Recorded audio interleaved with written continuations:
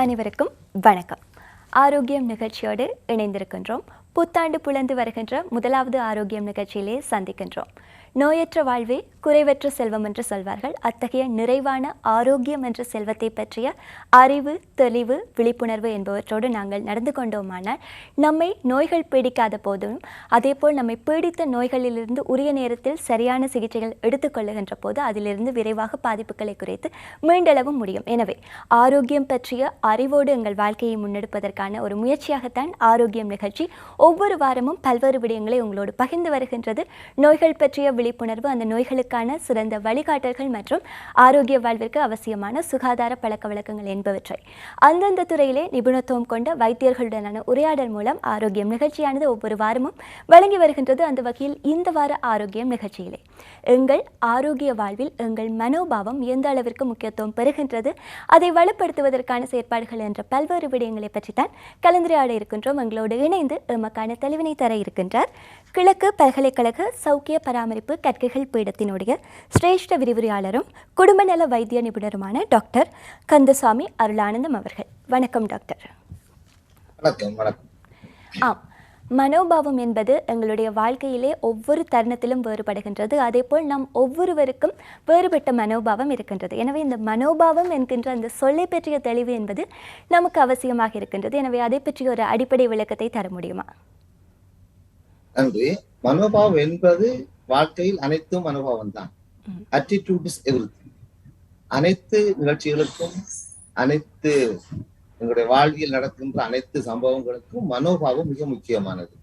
மனோபாவத்தை நாங்கள் அலைகின்ற பொழுது, ஆராய்கின்ற பொழுது, இது ஒரு விடயம் சம்பந்தமாக நாங்கள் எவ்வாறு உணர்ந்து கொள்கின்றோம், அல்லது அது பற்றியமாக நாங்கள் எவ்வாறு சிந்திக்கின்றோம், அல்லது அது பற்றிய ஒரு ஆழமான ஒரு செயற்பாடுதான் மனோபாவம்.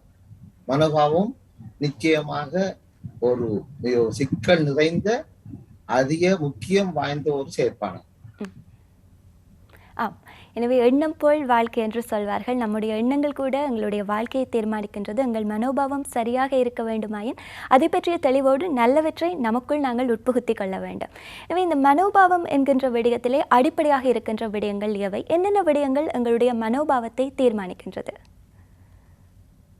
மனோபாவம் என்பது உண்மையிலே நம்பிக்கையின் அடிப்படையில் ஏற்படுத்தப்படுகிறது. அந்த மனோபாவம் ஆரம்பத்தில் ஏற்படுகின்ற நம்பிக்கையின் விளைவாக ஏதோ ஒரு மனோபாவத்தை நாங்கள் வைத்துக் கொண்டிருப்போம்.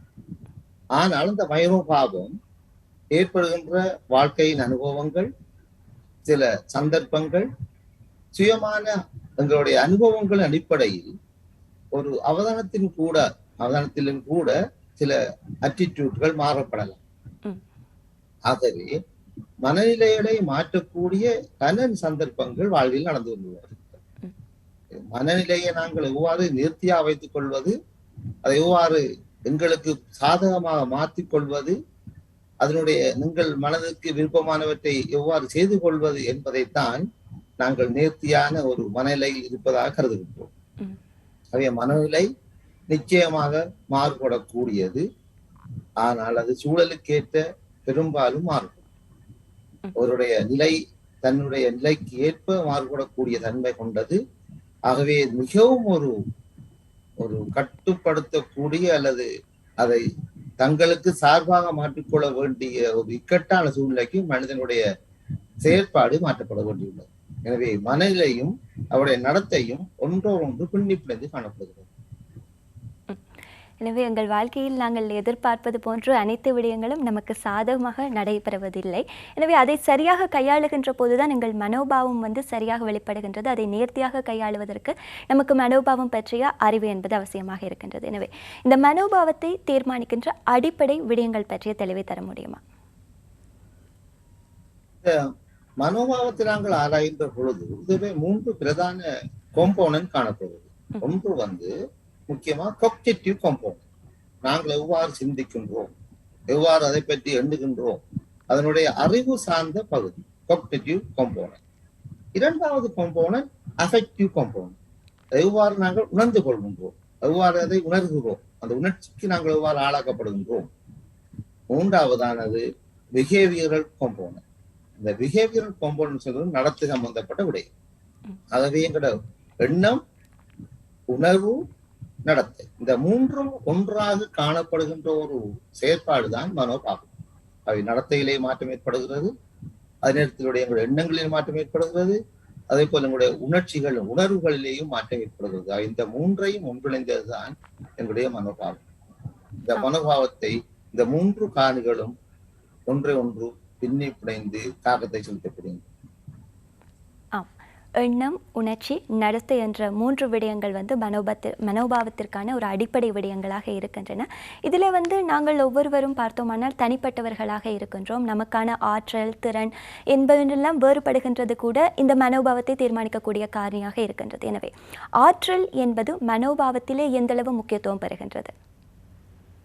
இந்த ஆற்றல் என்கின்ற பொழுது இது திறன்களாக நாங்கள் பார்க்கலாம். இந்த திறன்கள், ஸ்கில்ஸ், அட்டிடியூட், பிஹேவியர், இந்த மூன்றும் எங்களுடைய அட்டிடியூட்டை நிர்மாணிக்கின்றன. தாங்கள் ஒரு நேர்த்தியான பாசிட்டிவ் அட்டிடியூட் இருக்கின்றாரா, அல்லது நெகட்டிவ் அட்டிடியூட்டா, அல்லது நியூட்ரல் அட்டிடியூட்டா, அல்லது சிக்கன் என்ற அட்டிடியூட், அதாவது ஒரு மோசமான முரண்பாடுல தரக்கூடிய ஒரு தீங்கி விளையக்கூடிய அட்டிடியூட் இருக்கின்றாரா. எனவே அட்டிடியூட் ஒரு ரேஞ்சுக்கு உட்படுத்தப்படுகிறது. ஒன்று ஸ்ட்ராங்கான நேர்த்தன்மை, அவ்வாறு படிப்படியாக சென்று ஸ்ட்ராங்கான நெகட்டிவ், சில வழியில் நடையிலமைப்படுதல், சில வழிகளில் மிகவும் ஒரு தீங்கு விளையக்கூடிய எண்ணங்களை தரக்கூடிய ஒரு செயற்பாடாக அட்டிடியூட் மாற்றப்படலாம். அட்டிடியூட்டை மாற்றுவதற்கு எங்களுடைய மோடிஃபிகேஷன் தேவைப்படுது. எங்களுடைய மோடிஃபிகேஷன் எங்க நாங்கள் அதை மாற்றுகின்றோம்.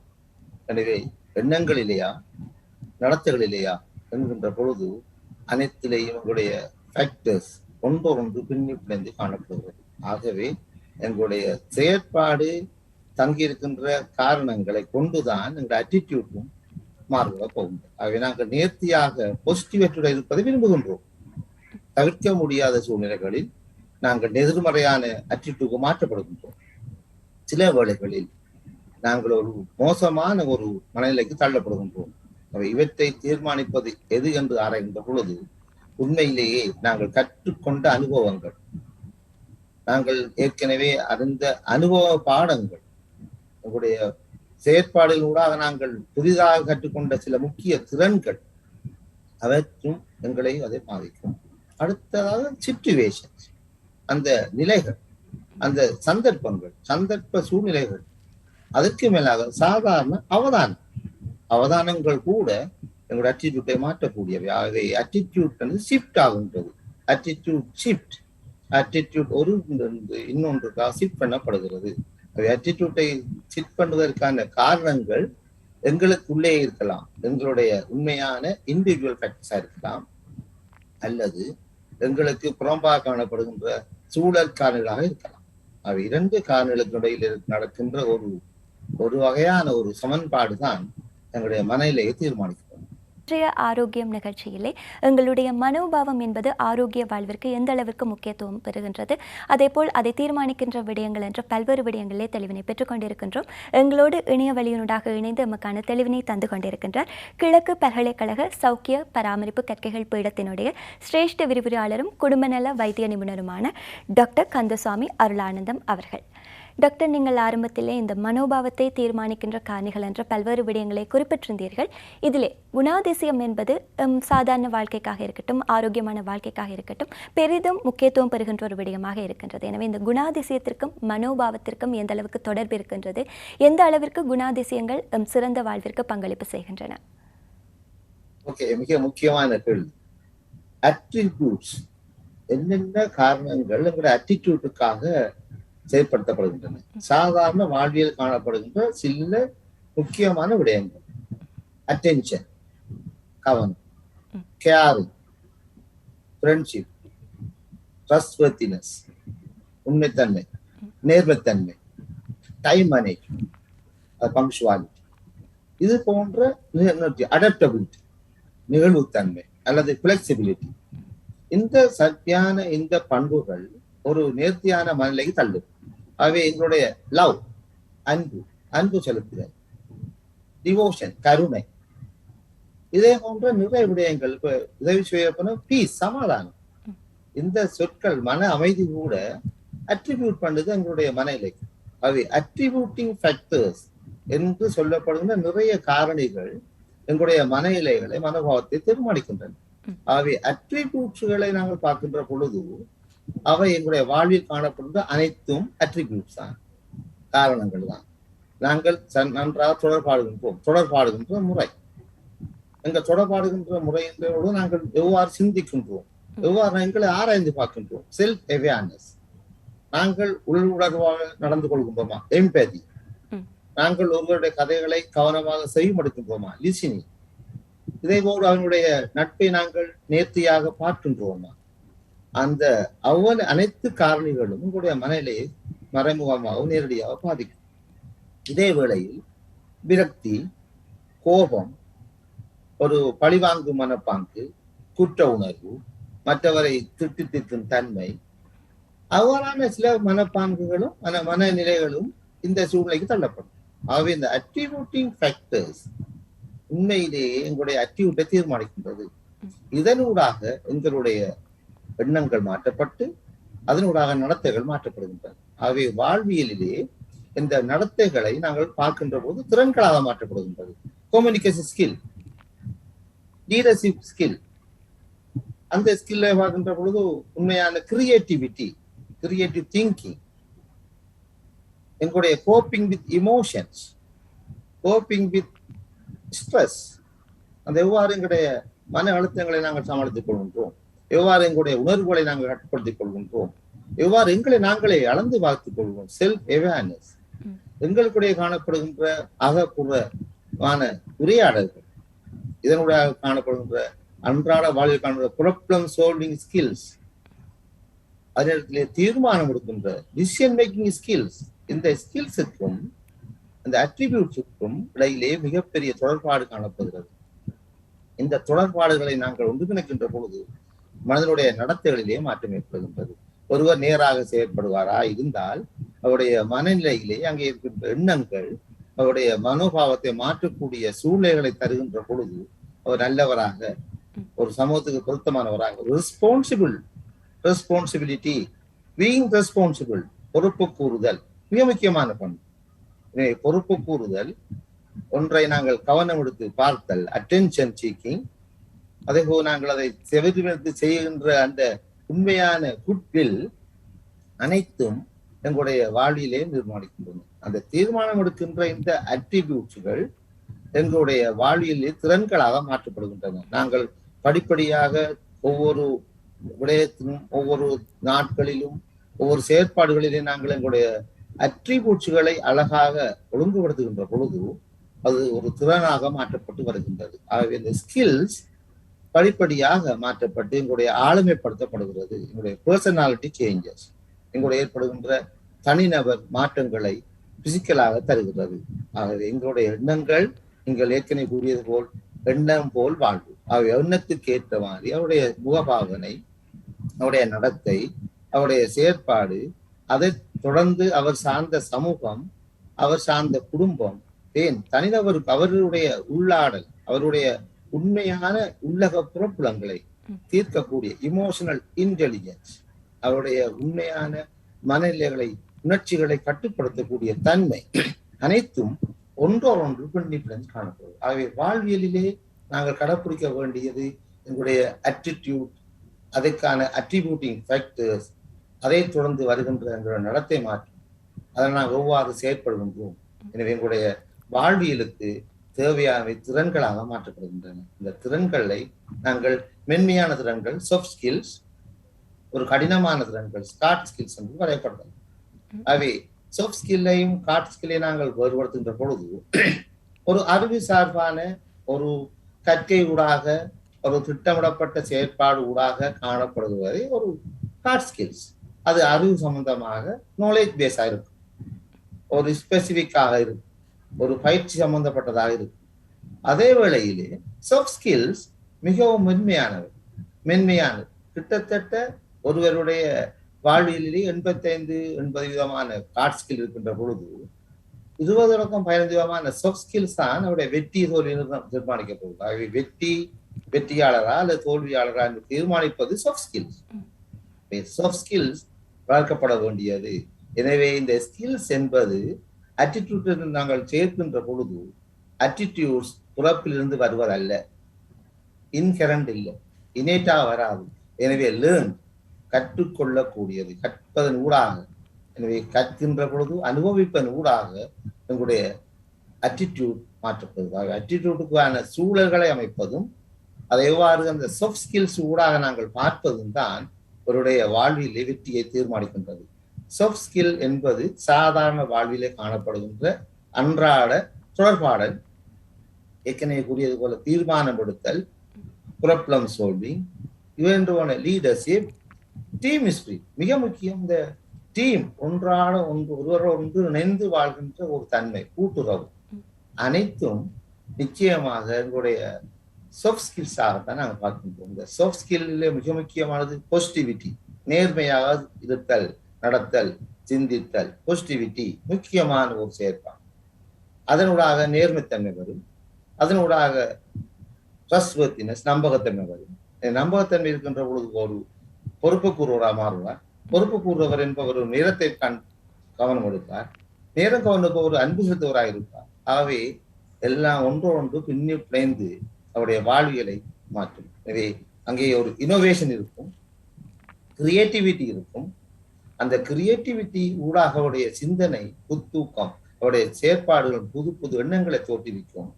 அதனூடாக அவருடைய வாழ்வியலை சிறப்பிக்க முடியும். ஆகவே சாஃப்ட் ஸ்கில்ஸ், ஹார்ட் ஸ்கில்ஸ், இரண்டு ஸ்கில்ஸை நாங்கள் பார்க்கின்ற பொழுது அவை எங்களுடைய அட்ரிபியூட்டின் ஊடாகவும் எங்களுடைய லேர்னிங் ஸ்கில்ஸ், உங்களுடைய கற்றுக்கொள்கின்ற தன்மை, அது ஒரு ஆட்டிடியூட், அது ஒரு ஸ்கில் ஆகும். இவை நாங்கள் இரண்டையும் ஒன்றாக பார்க்கின்ற பொழுது இரண்டு பொருட்களும் கிட்டத்தட்ட ஒன்று பின்னி பிணைந்த பொருட்கள். அட்டிடியூட், பிஹேவியர், அது ஸ்கில்ஸ். அவை அனைத்தையும் நாங்கள் பார்க்கின்ற பொழுது எங்களுடைய ஹெட், எங்களுடைய ஹேண்ட்ஸ், எங்களுடைய ஹார்ட், எனவே எண்ணங்கள், எங்களுடைய செயற்பாடுகள், எங்களுடைய அதை செலுத்துகின்ற எங்களுடைய நடத்தைகள். ஆகவே காக்னிட்டிவ், அஃபெக்டிவ் அண்ட் பிஹேவியர். எங்களுடைய மூளையை பார்க்கின்ற பொழுது psychomotor domain, affective domain, cognitive domain என்ற மூன்று பிரதானமான பங்குகளை எங்களுடைய மூளை செயற்படுத்திக் கொண்டிருக்கிறோம். எண்ணங்களை, டிசையர், என்னுடைய அதற்கான ஸ்கில்ஸ், அது சம்பந்தமான அறிவு. எனவே ஒன்றொன்று பின்னி பிணைவதன் ஊடாகத்தான் நாங்கள் எங்களுடைய வாழ்வியலை சிறப்பாக கொண்டு செல்ல முடியும். அவை வாழ்வியலுக்கு அடிப்படையாக திறமையான அல்லது ஸ்கில்ஸ் தேவைப்படுகின்றது.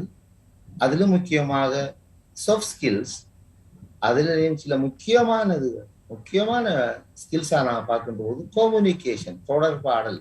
எங்களுடைய அன்றாட வாழ்விலே காணப்படுகின்ற மிக முக்கியமான திறன்கள் ஒன்று தொடர்பாடல் திறன். இந்த தொடர்பாடல் திறன் இவ்வளவு ஒரு ஆர்கனைஸ் பண்ணப்பட்ட முறையில், ஒரு ஒழுங்கமைக்கப்பட்ட முறையில் நன்றாக செயற்படுத்தப்படுகின்ற பொழுது அநேகமான ப்ராப்ளங்கள் தீர்க்கப்படுகின்றன. அவை இன்டர்பர்சனல் கம்யூனிகேஷன், இரண்டு பேருக்கு இடையிலான தொடர்பாடல். மேஸ் கம்யூனிகேஷன், ஒரு பொதுவான அநேகமான சூழ்நிலையில் பேசுகின்ற தன்மை, அனைத்தும் கம்யூனிகேஷன்ஸ். இந்த கம்யூனிகேஷன்ஸ் என்பது எங்களுடைய வாழ்விலே காணப்படுகின்ற மிக முக்கியமான ஒரு திறன். எவ்வாறு வளர்த்துக் கொள்ளலாம், இதற்கான பண்புகள், நாங்கள் செலுத்துகின்ற அல்லது நாங்கள் சொல்லுகின்ற செய்திகள் முரண்பாடற்றதாகவும் ஒருவருக்கு பிரயோஜனமானதாகவும் அவரை வழிபடுத்தக்கூடியமாக இருந்தால் அது தொடர்பாடல் நிற்கக்கூடியது. அந்த நம்பகத்தன்மை அற்ற தொடர்பாடலாக இருந்து ஒரு பொய்களை உரைக்கின்ற பொழுது, நேர்த்தன்மை இல்லாமல் போகின்ற பொழுது அந்த தொடர்பாடல் நீடிக்க முடியாது. ஆகவே இந்த தொடர்பாடல் திறன் ஊடாக அநேகமான திறன்கள் வளர்க்கப்படுகின்றன. இங்கே நாங்கள் சொல்லுவோம், ஏற்கனவே சொன்னது போல ஒருவருடைய வாழ்விலே காணப்படுற லைஃப் பேஸ் ஸ்கில்ஸ், அடிப்படை வாழ்க்கைக்கான திறன்கள் என்கின்ற பொழுது அங்கே மிக முக்கியமானது காணப்பட வேண்டியது செல்ஃப் அவேர்னஸ், தன்னை தானே அளந்து நிறுத்தி கொள்ளுகின்ற ஒரு தன்மை, மிக முக்கியமான ஒரு ஸ்கில். லைஃப் பேஸ், எங்களுடைய வெற்றி, எங்களுடைய தோல்வி, எங்களுடைய பலம், எங்களுடைய பலவீனம் என்பவற்றை ஆராய்ந்து பார்க்கின்ற ஒரு தன்மை எங்களுக்கு தேவையான, இது முக்கியமான லைஃப் பேஸ் ஸ்கில்ஸாக கருதப்படுகிறது. இன்றைய ஆரோக்கியம் நிகழ்ச்சியிலே எங்களுடைய சிறந்த மனோபாவம் என்பதுதான் சிறந்த வாழ்க்கைக்கு வித்திடுகின்றது. எனவே அதை பற்றிய தெளிவு அவசியம் என்பதால் அதை பற்றி கலந்துரையாடி கொண்டிருக்கின்றோம். நம்மோடு இணைந்து நமக்கான தெளிவினை தந்து கொண்டிருக்கின்றார் கிழக்கு பல்கலைக்கழக சௌக்கிய பராமரிப்பு கற்கைகள் பீடத்தினுடைய சிரேஷ்ட விரிவுரையாளரும் குடும்ப நல வைத்திய நிபுணருமான டாக்டர் கந்தசாமி அருளானந்தம் அவர்கள். எனவே டாக்டர், நீங்கள் நாங்கள் கொண்டிருக்கின்ற திறன்களுக்கும் நாங்கள் கொண்டிருக்கின்ற குணாதிசயத்திற்கும் நெருங்கிய தொடர்பு இருக்கின்றது என்று சொல்லியிருந்தீர்கள். இதில் திறன்கள் என்பது பிறப்பால் உருவாகுவதல்ல, நாங்கள் வளர்த்து கொள்ள வேண்டிய விடயங்களாக இருக்கின்றது என்றும் சொல்லியிருந்தீர்கள். எனவே இன்றைய காலகட்டத்தில் ஒரு சிறந்த வாழ்க்கையை வாழ்வதற்கு என்னென்ன திறன்களை நாங்கள் வளர்த்து கொள்ள வேண்டும்? அடிப்படையில் பார்க்கின்ற பொழுது இனங்காணப்பட்ட திறன்களாக கிட்டத்தட்ட 10-12 திறன்கள் இனங்காணப்பட்டது. இப்ப இன்றைய வாழ்விற்கு மிகவும் பொருத்தமான திறன்கள் நான் கருதுவது ப்ராப்ளம் சால்விங், ஒரு பிரச்சனையை தீர்க்கின்ற திறன், டிசிஷன் மேக்கிங், அந்த தீர்மானங்கள் எடுக்கின்ற திறன். இதற்கு மேலாக நாங்கள் coping with emotions, coping with stress, empathy, creative thinking, critical thinking, எங்களுடைய லைஃபில காணப்படுகின்ற அன்றாடமான செயற்பாடுகளை செய்கின்ற ஒட்டுமொத்தமான வாழ்வியலுக்கான டைம் மேனேஜ், அது ஒரு ஸ்கில்லா தான் படுகிறது. அட்ரிபியூட்டாக பார்க்கலாம், ஒரு திறனாக பார்க்கலாம், எங்களுடைய வாழ்வின் ரகசியம் கூட பார்க்கலாம். டைம் மேனேஜ்மெண்ட், இந்த மேனேஜ்மெண்ட்களே பாடுகின்ற ஒரு skill, managerial skills, organising skill, ஒன்றை நாங்கள் எவ்வாறு ஒழுங்குபடுத்துகின்ற ஸ்கில், அனைத்தும் இன்றைய காலகட்டத்தில் அனைவருக்கும் தேவைப்படுகிறது. மாணவர்களாக இருக்கலாம், ஒரு குடும்ப தலைவராக இருக்கலாம், ஒரு பாடசாலை அதிபராக இருக்கலாம், யாருக்கும் தேவையான திறன்கள். இந்த திறன்களை நாங்கள் மிகவும் முக்கியத்துவப்படுத்துகின்ற பொழுது எங்களுடைய வாழ்விலை சிறப்பாக மாற்றிக்கொள்ளலாம். ஆகவே இன்று தேவையானது, அனைவருக்கும் தேவை டிசிஷன் மேக்கிங், தீர்மானம் எடுக்கின்ற திறன். நாங்கள் எவ்வாறு தீர்மானம் எடுக்கின்றோம்? எங்களுக்கு தரப்படுகின்ற இன்ஃபர்மேஷனை கொண்டு, எங்களுக்கு கிடைக்கின்ற தகவலை கொண்டு, கிடைக்கின்ற தகவல்கள் எங்களுக்கு பொருத்தமானதாகவும் சரியானதாகவும் ஏற்றுக்கொள்ளக்கூடியதாக இருந்தால் நாங்கள் நல்ல முடிவுகளை எடுக்கின்றோம். சில வேளைகளில் எங்களுக்கு தரப்படுகின்ற தகவல்கள் எங்களை ஒரு மாற்றக்கூடிய அல்லது எங்களை சிதைக்கக்கூடியதாக இருந்தால் எங்களுடைய முடிவுகளும் மாற்றமாகிறது. ஆகவே முடிவெடுக்குவதற்கான தரமான உண்மைத்தன்மையான தகவல்களை வழங்குவதும் அவற்றை சரியாக ஒழுங்கமைப்பதும் இன்றைய வாழ்வியலில் மிக முக்கியமாக காண்பது. இப்பொழுது இன்ஃபர்மேஷன்ஸ் எவ்ரிவேர், எல்லா இடத்திலையும் தகவல்கள் காணப்படுகின்றன. இந்த தகவல்களை எவ்வாறு பராமரிப்பது, தகவலை எவ்வாறு நாங்கள் எங்களுக்கு ஏற்ற மாதிரி மாற்றிக்கொள்வது, இந்த தகவலை கொண்டு எவ்வாறு தீர்மானம் எடுப்பது என்பது ஒரு தனிநபருடைய திறன்களாகத்தான் பார்க்க வேண்டும். ஆகவே தனிநபருடைய திறன்களை வளர்ப்பதற்கு அவருக்குரிய அறிவு சார்ந்த சூழ்நிலை முக்கியம். இன்றைய காலத்தில் எங்களுடைய நாட்டை பொறுத்தவரையில், எங்களுடைய வீடுகளை பொறுத்தவரையில், எங்களுடைய ஒவ்வொருடைய வாழ்வியலையும் கிடைக்கின்ற தகவலை கொண்டுதான் நாங்கள் தீர்மானங்கள் எடுக்கின்றோம். ஆகவே கிடைக்கின்ற தகவல்கள் எங்களுக்கு பிரயோஜனமானதா, உண்மையானதா என்பதை கொண்டுதான் நாங்கள் எங்களுடைய வாழ்வியலை தீர்மானிக்கிறோம். ஆகவே டிசிஷன் மேக்கிங் ஸ்கில் மிக முக்கியமான ஸ்கில். அதே போல கிரியேட்டிவிட்டி, கிரியேட்டிவ் திங்கிங், ஒரு ஒரு ஆக்கபூர்வமான, ஒரு ஆரோக்கியமான, ஒரு சிக்கலை குறைக்கக்கூடிய சிந்தனை முறை ஒரு ஸ்கிலாக மாற்றப்படுகிறது. இவற்றை நாங்கள் சரியாக செய்கின்ற பொழுது எங்களுடைய அன்றாட வாழ்வில் காணப்படுகின்ற பிரச்சனைகளை நாங்கள் படிப்படியாக குறைத்துக் கொள்ளலாம். ஆகவே இதன் ஊடாக பார்க்கின்ற பொழுது எங்களுடைய நடத்தைகளிலேயே மாற்றம் ஏற்படுகின்றது. இமோஷன்ஸ், உணர்ச்சிகள். இப்பொழுது நாங்கள் எல்லா ஊடகங்களையும் பார்த்துக் கொள்வதை உணர்ச்சிகளை பார்க்கின்றோம். உணர்வுகளை எவ்வாறு வெளிக்காட்டப்படுகின்றன, இந்த உணர்வுகளை எவ்வாறு நாங்கள் கட்டுப்படுத்திக் கொள்வது, உணர்வுகளை எவ்வாறு நாங்கள் சமாளிப்பது என்பது ஒரு ஸ்கில். இந்த இமோஷன்ஸ் பேலன்ஸ் பண்ணுவதும் தனிநபருடைய எண்ணங்களையும் உணர்வுகளையும் கணக்கெடுக்கின்ற பொழுது மற்றவருடைய எண்ணங்களையும் உணர்ச்சிகளையும் மதிப்பது ஒரு மிக முக்கியமான பண்பு. ஆகவே இங்கேதான் இமோஷனல் இன்டெலிஜென்ஸ் என்கின்ற ஒரு செயற்பாடு வருகிறது.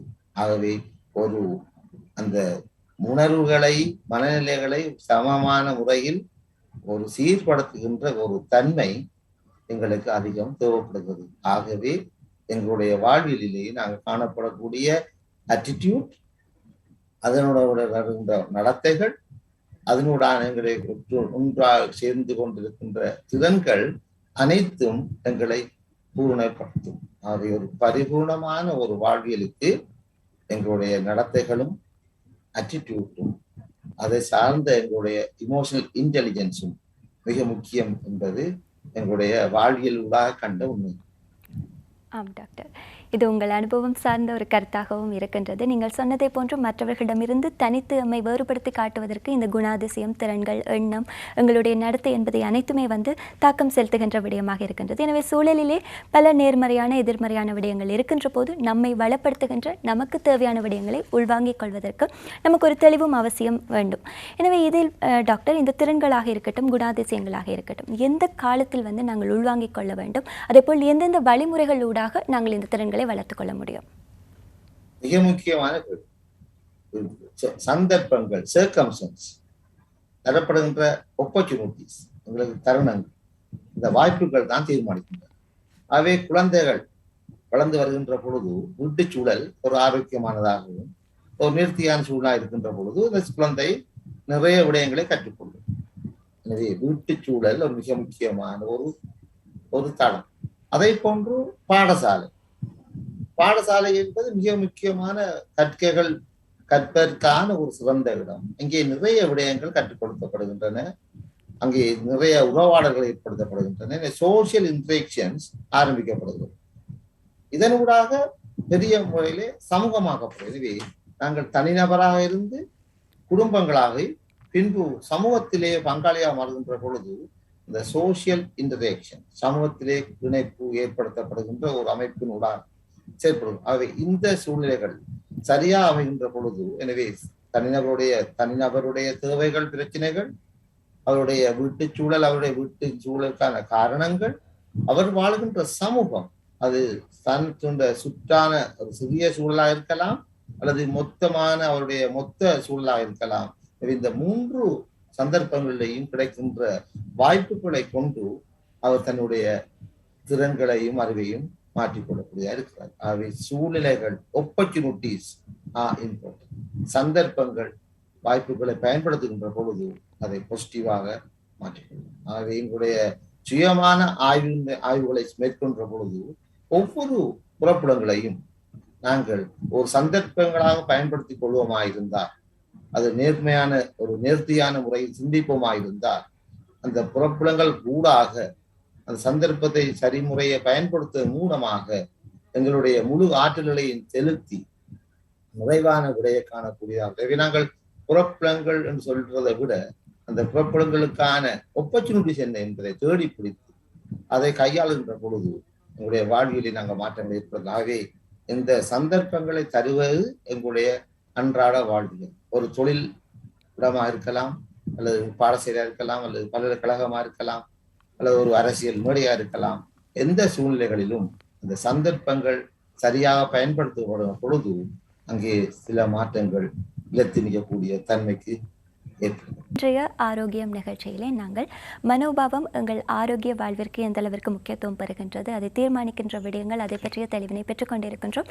எங்களோடு இணைந்து எமக்கான தெளிவினை தந்து கொண்டிருக்கின்றார் கிழக்கு பல்கலைக்கழக சௌக்கிய பராமரிப்பு கற்கைகள் பீடத்தினுடைய சிரேஷ்ட விரிவுரையாளரும் குடும்ப நல வைத்திய நிபுணருமான டாக்டர் கந்தசாமி அருளானந்தம் அவர்கள். டாக்டர், நீங்கள் ஆரம்பத்தில் குறிப்பிட்ட திறன்களிலே இன்றைய காலகட்டத்திற்கு அவசியமான ஒரு முக்கிய திறனாக தொடர்பாடல் திறன், அத்தோடு தீர்மானம் எடுத்தல், இதை பற்றி குறிப்பிட்டிருந்தீர்கள். எனவே இன்றைக்கு நீங்கள் சொன்னதை போன்று எங்கள் சமூகத்திலே நாங்கள் பல்வேறு இடங்களிலிருந்து தகவல்களை பெற்றுக்கொள்ளக்கூடிய இயலுமாக இருக்கின்றது, அந்த வசதி நமக்கு இருக்கின்றது. ஆனால் நாம் பெற்றுக்கொள்ளும் அனைத்து தகவல்களும் சரியானதா என்பதில் எங்களுக்கு ஒரு சந்தேகம் இருக்கின்றது. எனவே தகவல்களின் நம்பகத்தன்மை அடிப்படையில் தீர்மானம் எடுக்கின்ற போது அந்த நம்பகத்தன்மையை நாங்கள் எவ்வாறு கண்டறிந்து கொள்வது, அதை அணுகின்ற முறை எவ்வாறு இருக்கின்றது? இன்றைய காலகட்டத்தில் தகவல்கள் என்பது எல்லா முறைகளையும் கிடைக்கின்றது. ஒன்று நேரடியாக தனி மனிதர்களுடைய தொடர்பாக கிடைக்கிறது, வாய் மூலமாக. இன்றைய காலகட்டத்தில் காணப்படுகின்ற நுட்பங்கள், தொழில்நுட்பங்களூடாக பெற்றுக் கொண்டிருக்கின்றோம். சில வேளைகளிலே பழைய கதைகள் இருந்து பெற்றுக் கொள்கின்றோம். ஆகவே கிடைக்கின்ற தகவல்கள் எங்களை பொறுத்தவரையில் அது பொருத்தமானதா, தேவைக்கு உகந்ததா, அவற்றால் நாங்கள் சில தீர்மானம் எடுக்க உதவுமா என்கின்ற பொழுதுதான் நாங்கள் தகவலை பற்றி சிந்திக்க வேண்டும். கிடைக்கின்ற தகவல் அனைத்தும் எங்களுக்கு பொருத்தமாக இருக்காது. ஆகவே எங்களை தகவல்களை நாங்கள் மனேஜ் பண்ணுவது மிக முக்கியமான. இந்த தகவல்கள் சரியானதா என்பதை அறிவதற்கு எங்களுக்கு முன்கூட்டிய சில அனுபவங்கள் தேவைப்படுகிறது. சில வழிகளில் இந்த பெற்றோர், எங்களுடைய உறவினர்கள் ஏற்கனவே சொல்லப்பட்ட சில விடயங்கள் எங்களை ஆழமாக மனதில் பதிந்திருக்கும். சில விடயங்கள் ஆசிரியர்கள் கற்றுக் கொடுத்த சில விடயங்கள் எங்களுக்கு இன்ஃபர்மேஷன் கிடைத்திருக்கும். அதற்கு சார்பாக இப்பொழுது கிடைக்கின்ற தொழில்நுட்பங்கள் ஊடாக அநேகமான செய்திகள் எங்களை தந்து கொண்டிருக்கு. அவை இந்த விடயங்களை நாங்கள் எங்களுக்கு பொருத்தமானது எவை என்பதை தீர்மானிப்பது மிகப்பெரிய சவால். அனைத்தை நாங்கள் தேவையாக பார்க்கின்ற பொழுது நாங்கள் எங்களுடைய மனதை சிதறடிக்க வாய்ப்புண்டு. ஆகவே எங்களுடைய தேவைகளுக்கான தகவல்கள், எங்களுடைய வாழ்வியலுக்கான முக்கிய தகவல்கள் என்பதை நாங்கள் அன்றாடமாக வடிகட்டப்படும் போது, ஃபில்டர் பண்ணுகின்ற பொழுது எங்களுக்கு விளங்கும். இந்த தகவல் எங்களுக்கு பொருத்தமானது. ஆகவே தகவல்கள் எங்கிருந்து பெறப்படுகின்றன என்பது மிக முக்கியமானது. யாரால் எந்த சந்தர்ப்பத்தில் அளிக்கப்பட்டவை, இந்த சந்தர்ப்பங்களில் எவ்வாறு சூழ்நிலையிலே இந்த தகவல்கள் கொடுக்கப்பட்டிருக்கின்றது என்பதை கொண்டுதான் நாங்கள் தீர்மானம் எடுக்கலாம். எங்களுக்கு பொருத்தமான, அவர்களுடைய தேவைகளுக்கு பொருத்தமான தகவலை பெற்று அதை ஓரளவு அவர் சரியாக சிந்திக்கின்ற பொழுது, அவருடைய சுய அனாலிசிஸ் உட்படுத்தப்படும் போது, அவருடைய சுயமாக அந்த தகவலை அவர் ஏற்றுக்கொண்ட பிறகுதான் தகவலை அவர் பயன்படுத்த வேண்டும். தகவலை பெறுவதும் தகவலை அவர் பயன்படுத்துவதும் மிக முக்கியமானது.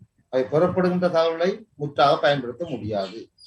ஆகவே ஏற்படுகின்ற சூழ்நிலை, அதற்கான காரணங்கள், அதற்கான தேவைகளை பொறுத்து அந்த தகவல்கள் பரிமாற்றப்படலாம். ஆகவே தகவல் பரிமாற்றப்படுவது அங்கீகரிக்கப்பட்ட ஊடகங்கள், அங்கீகரிக்கப்பட்ட நிறுவனங்கள், அங்கீகரிக்கப்பட்ட நபர்களூடாக கிடைப்பதை நாங்கள் ஏற்றுக்கொள்கின்றோம். பொதுவாக எங்களுடைய அங்கீகரிக்கப்பட்ட recognised people, recognised institutions, recognised media ஊடாக நாங்கள் பெரும்பாலும் நம்பகத்தன்மை கொண்டதாக நம்புகின்றோம். அவை தகவல்கள் பெரும்பாலும் வருகின்ற முறை எங்கிருந்து வருகிறது என்பது மிக முக்கியமானது. அந்த தகவலை கொண்டுதான் நாங்கள் தீர்மானங்கள் எடுக்க முடியாது. எனவே தகவல்களை நாங்கள் மேனேஜ் பண்ணுவது மிக முக்கியமானது. நாங்கள் தகவல்களை சரியாக முகாமை செய்து அதை பயன்படுத்துகின்ற விதத்தின் அடிப்படையில் நாங்கள் சரியான தீர்மானம் எடுத்தலை மேற்கொள்ள முடியும் என்று குறிப்பிட்டிருந்தீர்கள் டாக்டர். இவ்வாறு தீர்மானம் எடுத்தலில் தகவல்களுக்கு இருக்கின்ற பங்கினை போன்று மற்றவர்களுடைய ஆலோசனைகள், வழிகாட்டல்கள் இதை கேட்டு கூட நாங்கள் தீர்மானம் எடுக்க முடியும். எனவே சரியான தீர்மானம் எடுத்தலுக்கு பிறருடைய ஆலோசனைக்கு முக்கியத்துவம் கொடுத்தல் எந்த அளவுக்கு இருக்க வேண்டும்? நிச்சயமாக ஆலோசனை என்பது மிக முக்கியமானது. ஆலோசனைகளை மட்டும் நாங்கள் கேட்காமல் ஆலோசனை விடுகின்ற விடயங்களை எவ்வாறு நாங்கள் பின்பற்றுவது. எனவே ஆலோசனை யாரும் சொல்லலாம், எங்களுக்கு பொருத்தமானவற்றை தான் நாங்கள் இருக்கலாம். ஆகவே ஆலோசனைகளை நாங்கள் பெறக்கூடியதா இருக்க வேண்டும். ஆலோசனை கூறுபவருடைய மனநிலையும் ஆலோசனை பெறுவருடைய மனநிலையும் ஒரே நேர்கோட்டில் இயங்க வேண்டும். அவை ஆலோசனை வழங்குவது என்பது இலகுவான விடயமாக நாங்கள் பார்க்க முடியாது. சில வேளைகளில் அவர் தருகின்ற ஆலோசனைகள் அவரை முறையற்ற ஒரு முடிவுக்கு தள்ளிவிடலாம். ஆகவே நாங்கள் பெறுகின்ற ஆலோசனைகள் நம்பகத்தன்மை கொண்டவர்கள், குறிப்பாக எங்களுடைய பெற்றோர், ஆசிரியர்கள், எங்களுடைய சமூகத்திலே காணப்படுகின்ற ஒரு முக்கியமான அறிவு சார்ந்த அனுபவம் வாய்ந்த நபர்கள், இவருடைய கிடைக்கின்ற ஆலோசனைகளை நாங்கள் ஏற்றுக்கொள்ளலாம். ஏனெனில் ஆலோசனை என்பது எங்களை நன்றாக வழிகாட்டும். ஆலோசனை இல்லாமல் செய்வது எங்களுக்கு ஒரு இருட்டில் பயணிப்பது போன்று இருக்கும். ஆகவே ஆலோசனையை நாம் பெறுவது ஆரோக்கியமானது. அதிலும் ஆலோசனைகள் மிகவும் பிரயோசனமான ஆலோசனை இருப்பதுதான் இன்றைய வாழ்விற்கு அவசியமானது. ஆலோசனை அனைத்தையும் நாங்கள் பின்பற்ற முடியாது. எங்களுக்கு பொருத்தமானவற்றை மட்டும்தான் நாங்கள் ஏற்றுக்கொள்கின்றோம்.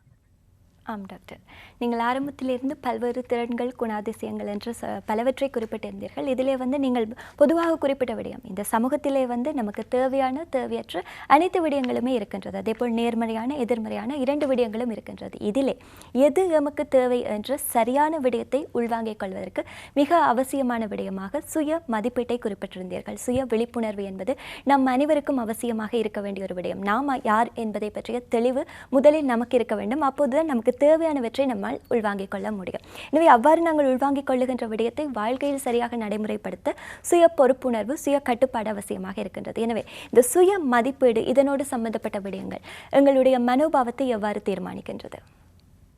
மிக முக்கியமான விடயம் self awareness, self motivation, self discipline அனைத்தும் மிக முக்கியமானது. எனவே ஒரு தனி நபரை எவ்வாறு தான் சரியாக செயல்படுத்தப்படுகிறார், அவருடைய நடவடிக்கைகள் எவ்வாறு மாற்றப்படுகின்ற பொழுது அவருடைய சுய அனாலிசிஸ், சுயமாக அவர் ஆராய்ச்சி செய்ய வேண்டும்.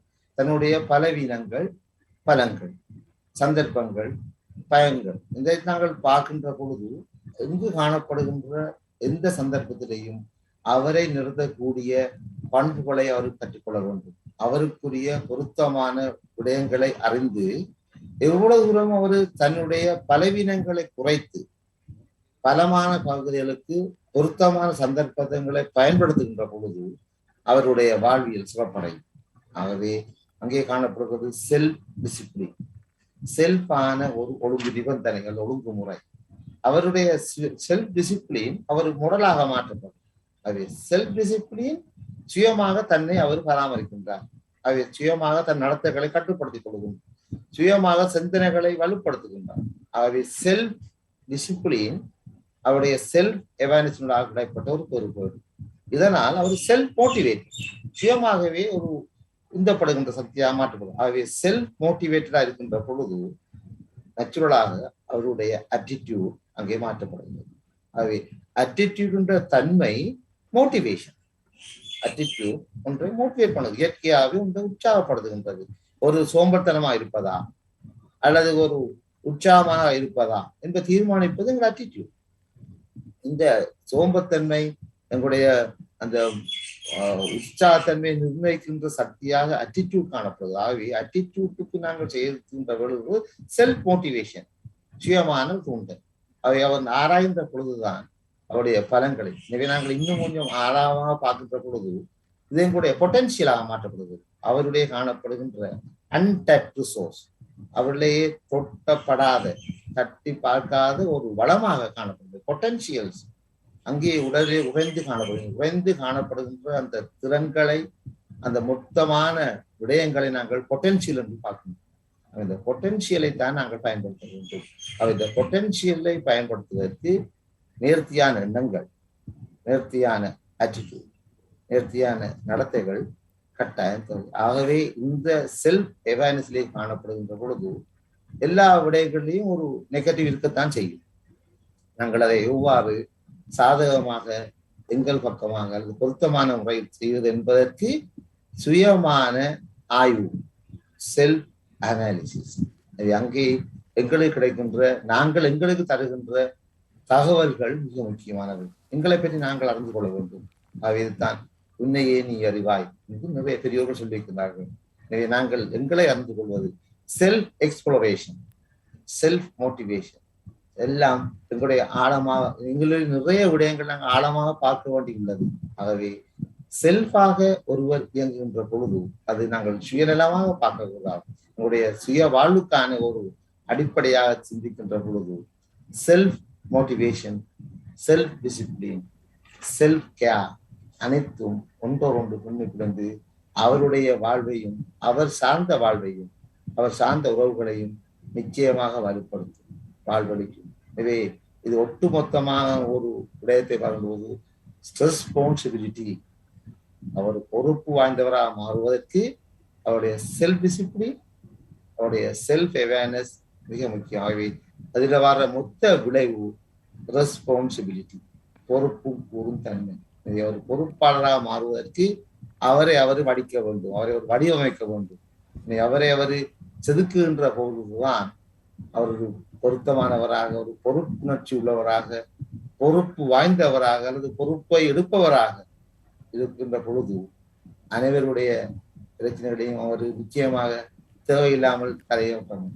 எனவே பொறுப்பு வாய்ந்தவராக மாறுகின்ற பொழுது சரியான தீர்மானங்கள் இருப்பவராகவும் சரியான விடயங்களை மேற்கொள்கின்ற ஒரு தலைவராகவும் கூட அவர். ஆகவே செல்ஃப் டிசிப்ளின் அவருடைய பர்சனாலிட்டி செல்ஃப் டெவலப்மெண்டாக மாற்றப்படுகிறது. செல்ஃப் டெவலப்மெண்ட் அவருடைய பர்சனாலிட்டி, அவருடைய ஆளுமையாக மாற்றப்படுது. ஆகவே அனைத்தையும் நாங்கள் ஒன்று சேர்க்கின்ற பொழுது ஒன்றோடு பின்னி பிணைந்து காணப்படுகின்ற செயற்பாடுகள். அவை தன்னை அவர் அறிந்து கொள்வது, தன்னை அவர் உணர்ந்து கொள்வதும், தன்னை அவர் சரிப்படுத்துவதும் இன்றைய காலத்தின் மிக முக்கிய தேவையாகத்தான் நாங்கள் பார்க்கிறோம்.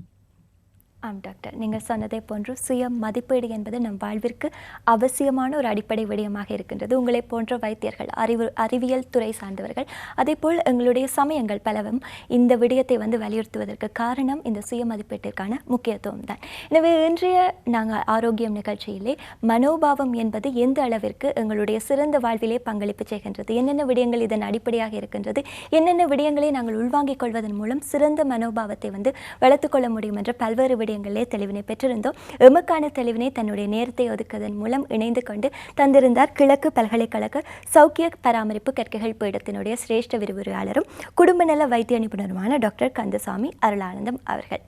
நன்றி டாக்டர். தன்னைத்தானே செதுக்கக்கூடிய ஒரு ஆற்றல் கொண்டிருப்பவன் மனிதன், எந்த வேறு உயிரினத்திற்கும் இல்லாத ஒரு சிறப்பாற்றல். எனவே நமக்கு என்ன தேவை, நாம் எவற்றையெல்லாம் வளர்த்து கொள்ள வேண்டும் என்கின்ற தெளிவு நமக்கு இருக்கின்ற பட்சத்தில் நாம் ஒரு சிறந்த வாழ்க்கையை வடிவமைக்க முடியும். இதிலே மிக முக்கியத்துவம் பெறுவது மனோபாவம். எங்களுடைய மனோபாவம் சிறப்பாக இருக்கும் பட்சத்தில் எங்களுடைய வாழ்க்கை நிச்சயமாக மகிழ்ச்சியானதும் மனநிறைவும் உடையதாக இருக்கும். எனவே அதற்கு வழிகோலுகின்ற இன்றைய ஆரோக்கியம் நிகழ்ச்சியிலே மனோபாவம் பற்றிய பல்வேறு விடயங்களே தெளிவினை பெற்றிருப்பீர்கள் என்ற நம்பிக்கையில் அடுத்த வாரம் சந்திக்கும் வரை விடைபெற்றுக் கொள்கிறோம். நன்றி, வணக்கம்.